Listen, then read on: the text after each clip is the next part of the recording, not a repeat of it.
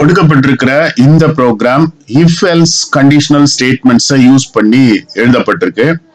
இந்த ப்ரோக்ராம்கான அவுட்புட் என்ன அப்படின்னு நம்ம பார்க்கறதுக்கு முன்னாடி இஃப் எல்ஸ் சின்டாக்ஸை நம்ம ஒரு முறை பார்த்துட்டு வந்துருவோம். இதை பத்தி டீட்டெயில்டா நம்ம ஏற்கனவே லேர்ன் பண்ணியிருந்தாலும் ஒரு முறை ரீகால் பண்றது இப்ப இந்த ப்ரோக்ராம்கான சொல்யூஷனை கண்டுபிடிக்கிறதுக்கு ரொம்ப யூஸ்ஃபுல்லா இருக்கும்.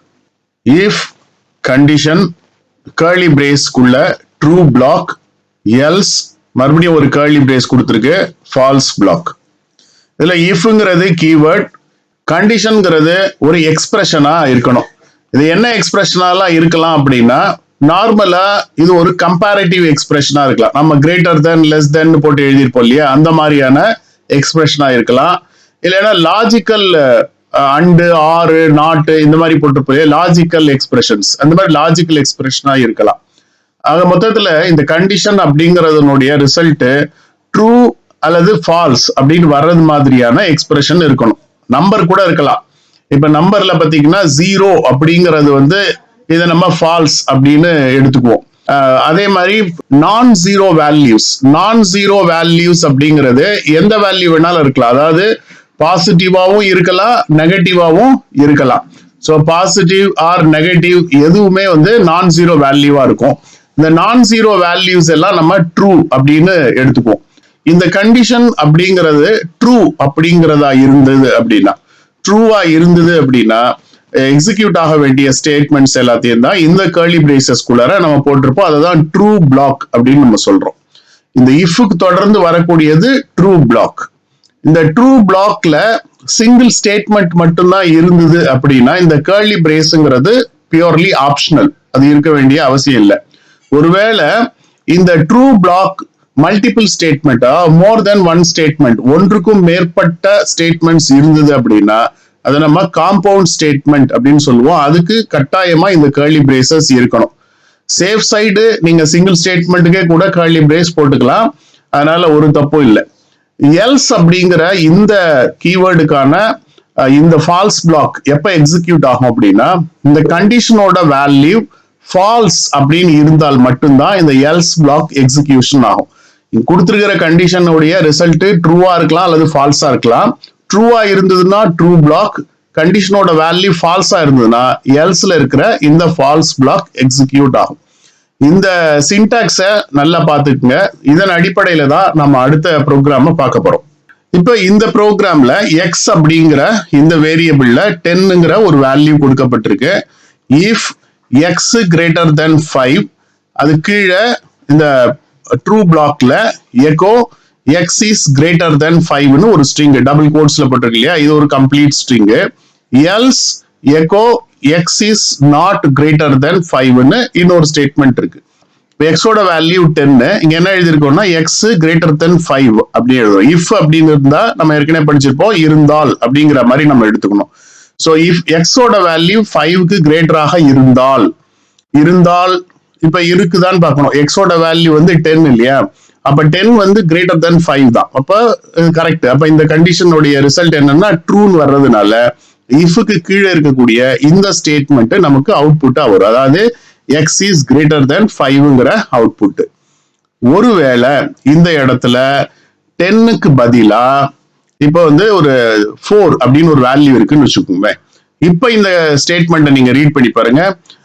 4 கிரேட்டர் தென் 5வா, 4 கிரேட்டர் தென் 5 இல்லையா, அப்ப அது ஃபால்ஸ்னு வரும். அப்ப இது ஃபால்ஸ்னு வர்றதுனால அவுட்புட் என்ன வரும்னா எல்ஸ் பார்ட்ல இருக்கக்கூடிய எக்ஸ் இஸ் நாட் கிரேட்டர் தென் 5 அப்படின்னு வரும். இப்போ உங்களுக்கு இந்த இஃப் எல்ஸ் ப்ரோக்ராம் புரியும்னு நினைக்கிறேன். இப்ப இதுல ஒரு சின்ன மாடிஃபிகேஷன் பண்றேன். இப்ப என்ன அவுட்புட் வரும்னு சொல்லுங்க பார்க்கலாம். இப்ப நான் என்ன பண்றேன்னா இந்த எக்ஸுக்கு பதிலா இந்த இடத்துல $x அப்படின்னு போடுறேன். இங்கேயும் $x அப்படின்னு போடுறேன். அப்ப இந்த எக்கோ ஸ்டேட்மெண்ட் என்ன பண்ணோம்னா டபுள் கோட்ஸ்ல என்ன ஸ்ட்ரிங் கொடுத்திருந்தாலும் அது அப்படியே நமக்கு டிஸ்பிளேல காட்டும்.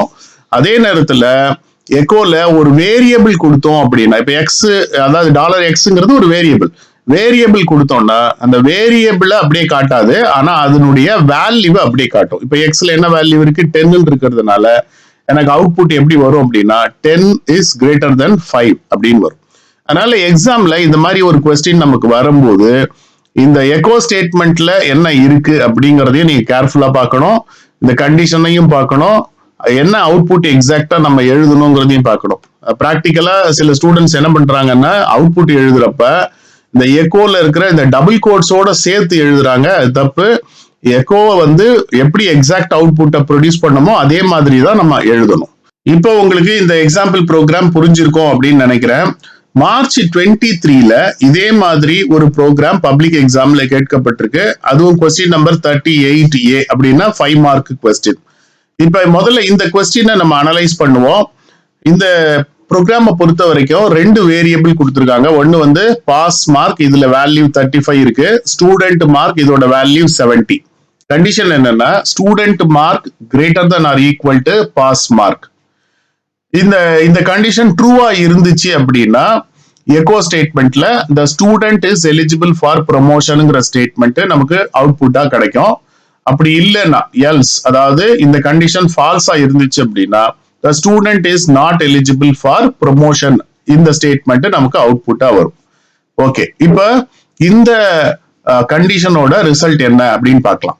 ஸ்டூடெண்ட் மார்க் அப்படிங்கறதோட வேல்யூ வந்து 70. ஸ்டூடெண்ட் மார்க்குங்கிற வேரியபிள்ல உள்ள வேல்யூ 70. பாஸ் மார்க்ல உள்ள வேல்யூ 35.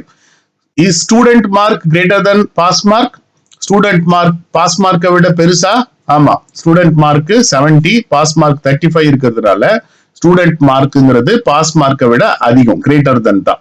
அப்ப இந்த கண்டிஷன் ட்ரூன் ஆயிடுது இல்லையா? அப்ப இந்த கண்டிஷன் ட்ரூன் ஆனதுனால நமக்கு the student is eligible for promotion அப்படிங்கிறது அவுட்புட்டா கிடைக்கும். இப்போ உங்களுக்கு இந்த if else ப்ரோக்ராமோட இம்பார்ட்டன்ஸ் என்ன அப்படிங்கிறது தெரிஞ்சிருக்கும்.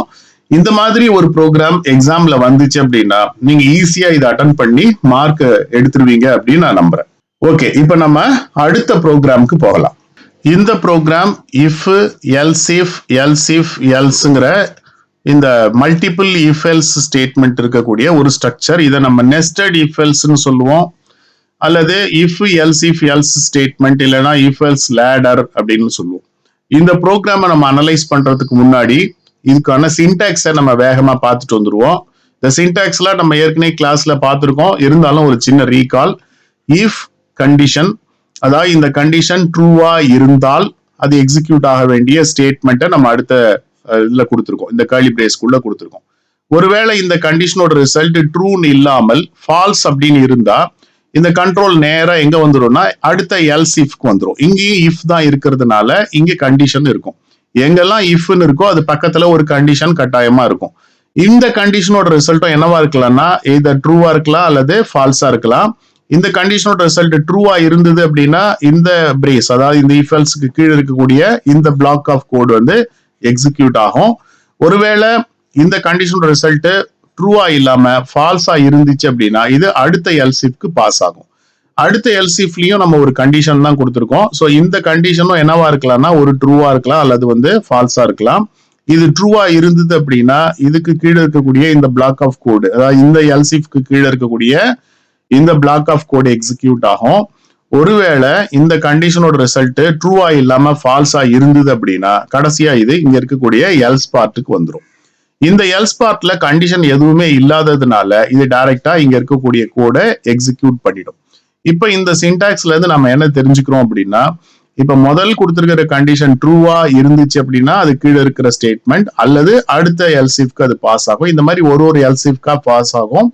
எந்த கண்டிஷனுமே இல்ல, எந்த கண்டிஷனுமே ட்ரூ இல்ல அப்படிங்கிற பட்சத்துல எல்ஸ் பார்ட்ல இருக்கிற இந்த கோடு எக்ஸிக்யூட் ஆகும். இதை பத்தி நம்ம டீடைல்டா கிளாஸ்லயே படிச்சிருக்கிறதுனால இந்த ஒரு ரீகாலே உங்களுக்கு இந்த எக்ஸாம்பிள் ப்ரோக்ராம அனலைஸ் பண்றதுக்கு போதுமானதா இருக்கும். இப்ப நாம இந்த எக்ஸாம்பிள் ப்ரோக்ராம்குள்ளார வருவோம். இப்ப இந்த ப்ரோக்ராம்ல பார்த்தோம்னா எக்ஸ்ன்ற ஒரு வேரியபிள்ல 12 அப்படிங்கிற ஒரு வேல்யூ கொடுக்கப்பட்டிருக்கு. இஃப் எக்ஸ் கிரேட்டர் தென் 20, எக்ஸோட வேல்யூ 20 விட பெருசாக இருந்தால், எக்ஸ்ல என்ன வேல்யூ இருக்கு? 12 இருக்கு. 12 20 விட பெருசா இல்ல இல்லையா? அப்ப இது ஃபால்ஸ். ஒருவேளை இந்த கண்டிஷன் ட்ரூவா இருந்திருந்தால் இந்த ஸ்டேட்மெண்ட் எக்ஸிக்யூட் ஆயிருக்கும். ஆனா இந்த இடத்துல எக்ஸோட வேல்யூ 12 இருக்கிறதுனால அது 20 விட பெருசு இல்லைங்கிறதுனால இந்த கண்டிஷன் ஃபால்ஸ். அதனால இந்த ஸ்டேட்மெண்ட் எக்ஸிக்யூட் ஆகாது. அப்ப கண்ட்ரோல் நேரா அடுத்த எல்சிஃப்க்கு வந்துடும். இங்கேயும் ஒரு கண்டிஷன் இருக்கு, எக்ஸ் கிரேட்டர் தென் 15 செக் பண்ணும். இஸ் 12 கிரேட்டர் தென் 15, அதாவது 12 15 விட பெருசா? நோ. அப்ப இங்கேயும் என்னது? ஃபால்ஸ். அப்ப இங்கேயும் ஃபால்ஸ்ங்கிறதுனால இந்த ஸ்டேட்மெண்ட்டும் என்ன ஆகுறது இல்ல, எக்ஸிக்யூட் ஆகாது. அப்ப கண்ட்ரோல் நேரம் எங்க வந்துடும், அடுத்து இருக்கிற எல்சிஃப்க்கு வந்துடும். இப்ப 12 greater than 10, 12 10 விட பெருசா, எஸ் 12 greater than 10. அப்ப இந்த கண்டிஷன் ட்ரூ. அப்ப இந்த கண்டிஷன் ட்ரூன்னு வர்றதுனால இந்த எக்கோ ஸ்டேட்மெண்ட்ல இருக்கிற x is greater than 10 but not greater than 15ங்கிற இந்த ஸ்டேட்மெண்ட் நமக்கு அவுட்புட்டா கிடைக்கும். இந்த ப்ரோக்ராம்ல ஒரு சின்ன மாடிஃபிகேஷன் நான் சொல்றேன். இப்ப இந்த இடத்துல எக்ஸுக்கு பதிலா $x அப்படின்னு கொடுக்கப்பட்டிருந்தால், எக்ஸ்ன்னு கொடுக்கப்பட்டிருக்கிறதுனால என்ன ஆகுதுன்னா இந்த எக்ஸ் அப்படிங்கிறது அப்படியே இங்க டிஸ்பிளேல வருது. ஒருவேளை இந்த இடத்துல எக்ஸுக்கு பதிலா $x கொடுத்திருந்தா $xங்கிறது இங்க வராது. ஏன்னா $xங்கிறது ஒரு வேரியபிள், நமக்கு தெரியும் எல்லா வேரியபிளும் டாலர்ல ஸ்டார்ட் ஆகும். அப்ப அந்த வேரியபிள்ல இருக்கக்கூடிய வேல்யூ, அந்த வேரியபிளுக்கான வேல்யூ தான் அங்க நமக்கு டிஸ்பிளேல வரும். அதனால நமக்கு அவுட்புட் எப்படி வரும்னா 12 is greater than 10 but not greater than 15 வரும். எப்பன்னா இந்த இடத்துல எக்ஸுக்கு பதிலா $xன்னு கொடுக்கப்பட்டிருந்தா. அதனால நம்ம இந்த ப்ரோக்ராமை வந்து எக்ஸாம்ல பாக்குறப்ப நம்ம வேரியபிள்ஸை பார்க்கணும், கண்டிஷன்ஸையும் பார்க்கணும், எக்கோ ஸ்டேட்மெண்ட்ல என்ன இருக்குங்கிறதையும் கேர்ஃபுல்லா பாத்துக்குங்க.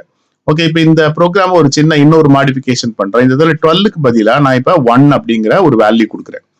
இப்போ இந்த கேஸ்ல 1 greater than 20 ஆனா ஃபால்ஸ், அப்ப இது வராது இல்லையா. 1 is not greater than 20, அப்ப இந்த ஸ்டேட்மெண்ட் வராது. ஓகே, அப்ப அடுத்தது கண்ட்ரோல் நேரம் அடுத்த எல்சிஃப்க்கு போகும். மறுபடியும் 1 greater than 15 பார்க்கும். 1 greater than 15 இல்ல, ஃபால்ஸ். ஃபால்ஸ்ங்கிறதுனால இந்த ஸ்டேட்மெண்ட்டும் வராது.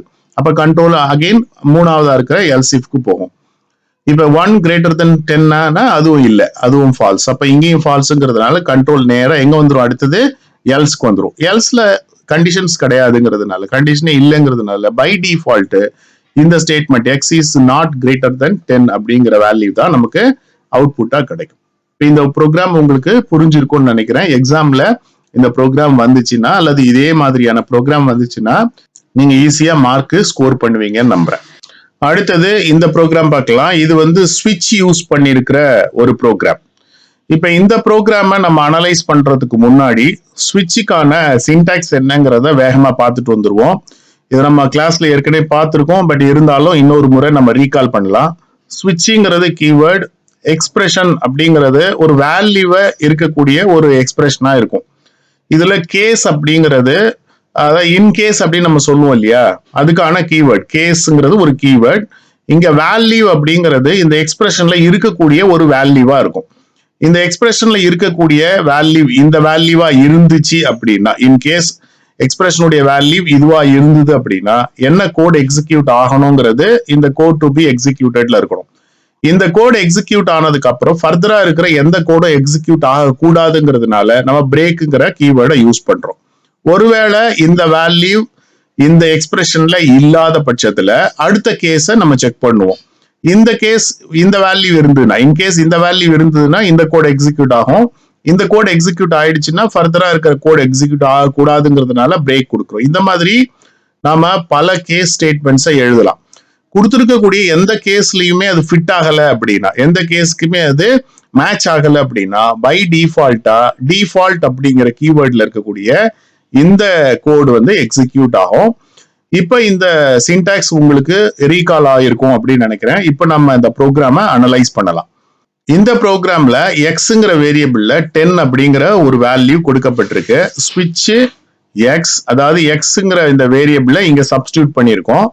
அப்படின்னா இந்த எக்ஸ்ல என்ன வேல்யூ இருக்கும்னா இப்போதைக்கு 10ங்கிற வேல்யூ தான் இருக்கும் இல்லையா. இந்த எக்ஸ்ல என்ன வேல்யூ இருக்கும், 10ங்கிற வேல்யூ இருக்கும். இன் கேஸ் 5, அதாவது இந்த எக்ஸோட வேல்யூ 5 இருந்தது அப்படின்னா, கேஸ் 5னா அந்த எக்ஸோட வேல்யூ 5 இருந்துச்சு அப்படின்னா எக்ஸ் இஸ் ஈக்குவல் டு 5 அப்படிங்கிற ஸ்டேட்மெண்ட் அவுட்புட்டா வரணும். அதுக்கப்புறம் உள்ள எந்த ஸ்டேட்மெண்ட்டும் வரக்கூடாதுங்கிறதுனால பிரேக். இன்கேஸ் இந்த வேல்யூ எக்ஸோட வேல்யூ 10 இருந்தது அப்படின்னா இந்த ஸ்டேட்மெண்ட் வரும், எக்ஸ் இஸ் ஈக்குவல் டு 10ங்கிறது வரும்.